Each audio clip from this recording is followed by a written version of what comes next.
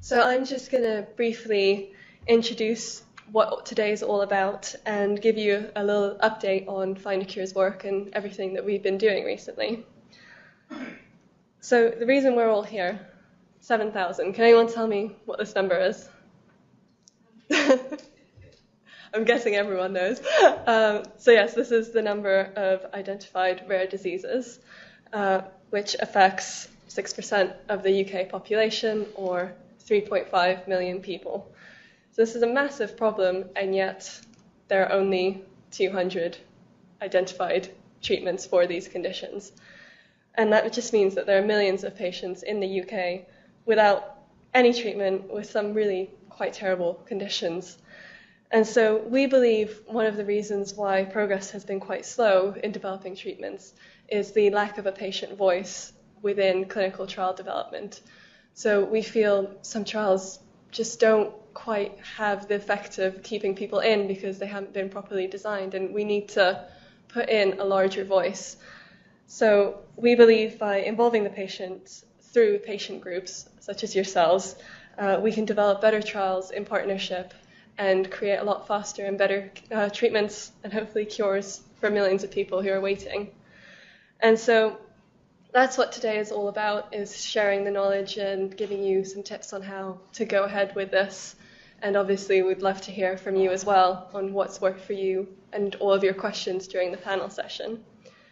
And so today fits into Findacure's wider vision as an organization about the fact that research into rare diseases are fundamental to the health of us all. So this is very much at the heart of what we're all about, that studying the rare informs us about common conditions. So we recently come across a new condition called hereditary hyperhomocytinemia, which causes an increase in vascular disease. And through studying this and realizing that it can be treated with B vitamins, the scientists have come to realize that this can actually be used as treatment for strokes. And they're also realizing the links between this completely rare disease and Alzheimer's, which could lead to some very potential exciting cures for such a terrible disease. So this is the whole message that we're trying to get across today, that improving clinical trials and research into rare diseases not only helps the millions of people with them, but can potentially help hundreds of millions worldwide who have other more common conditions. And so this brings me on to more widely just an update on Findacure.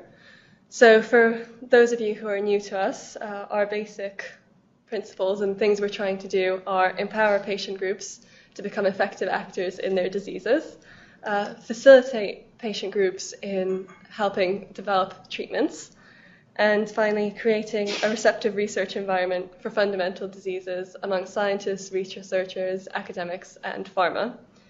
So the past 6 to 7 months that Findacure has really been up and running have been very exciting, and quite a lot has happened. So I'm just going to quickly run through it.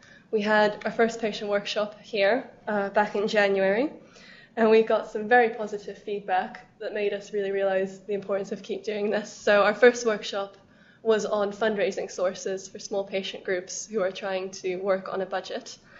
And all of the slides from these are available on our website if you're interested. Then we had our first scientific workshop in March in Cambridge. That was very well attended by quite a large number of different people within the rare disease world.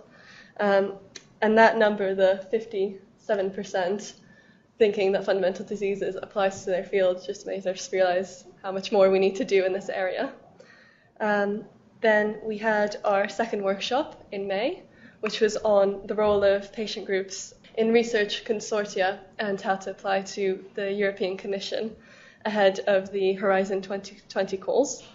And we're just realizing again when we ask patient groups that there's just no one else doing this kind of training. So we're really trying to increase the amount of workshops that we're making available on key issues. So in the feedback after this workshop, we'll be asking for you to pick topics that you'd like future ones to be on. So please do reply to the feedback, because that's how we can make sure we do topics on issues that are important to you. And then in May and June, we had our first sort of online awareness and fundraising campaign. So this was on a website called Indiegogo, And we managed to raise actually more than that in offline donations. We raised $29,000 in 7 weeks from 15 different countries. And through that, we managed to raise quite a lot of awareness about fundamental diseases. So we had over 14,000 page views. We were featured in newspapers, blogs, online radio shows. So we're hoping to do more and more things like this to really raise awareness amongst the public on fundamental diseases. And so just wanted to give you an idea on what the rest of 2014 has in store.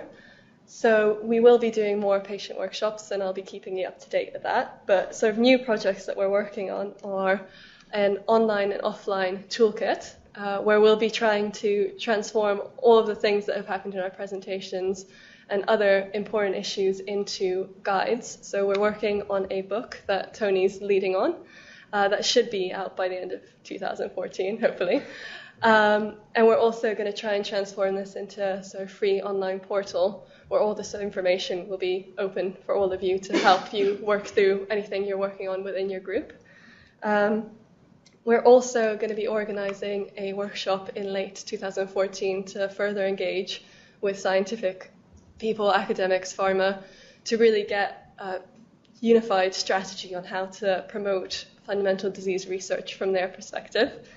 And finally, I can't reveal too much about this yet because it's not been officially announced, but it's an exciting new project that we're going to do that's going to be a structured peer-to-peer mentoring where people who have had successful patient groups that have grown very big will be working with smaller ones to get them up to the same level. So that's just a little update on Findacure, just to let you all know where we are. And so now I just want to leave you with this quote that's always at the heart of what we're doing at Findacure, which is treasure your exceptions and recognize the importance of rare diseases for everyone.